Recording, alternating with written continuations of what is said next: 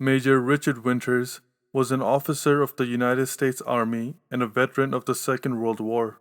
He commanded the Easy Company of the 2nd Battalion, 506th Parachute Infantry Regiment, which was part of the 101st Airborne Division. The actions of the company and of Major Winters were portrayed in the HBO miniseries Band of Brothers.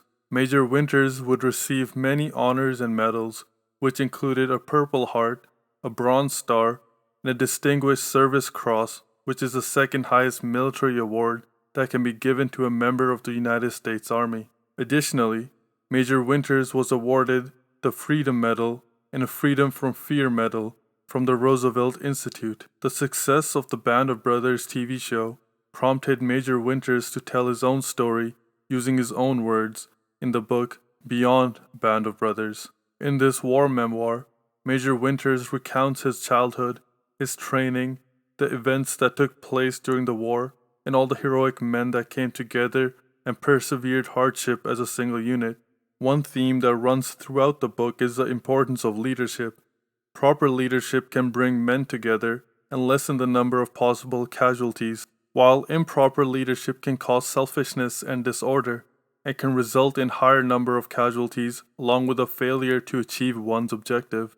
Major Winters understood this notion as well as anyone, and in doing so, he was able to culminate certain leadership principles which were a direct result of his own experience as a leader and his observations of other leaders in the Army.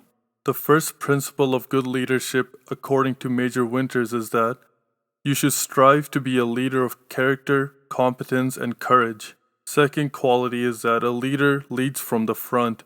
Say, "Follow me," and then lead the way. Third, stay in top physical shape. Physical stamina is the root of mental toughness. Fourth, develop your team. If you know your people and are fair in setting realistic goals and expectations and lead by example, you will develop teamwork. Fifth, delegate responsibility to your subordinates and let them do their jobs. You can't do a good job if you don't have a chance to use your imagination or your creativity. Sixth, anticipate problems and prepare to overcome obstacles. Don't wait until you get to the top of the ridge and then make up your mind. The seventh quality of a good leader is that they remain humble. Don't worry about who receives the credit.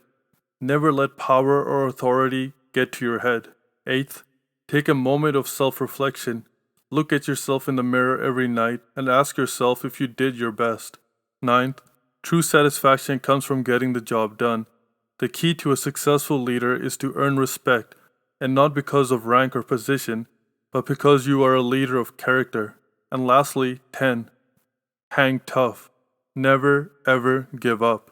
A leader is essentially an individual who leads by example, and who doesn't ask others to do something that they wouldn't do themselves. In this manner, the leader must have both moral and physical courage to act in the correct way. A leader understands the implication of his or her actions and is willing to live with the consequences. Additionally, a leader perseveres through the bad and the rough, allowing neither thing to break them. The great thing about Major Winters was that he was a practical man. All of the qualities he listed are practical. We can all apply them to our lives and become better leaders.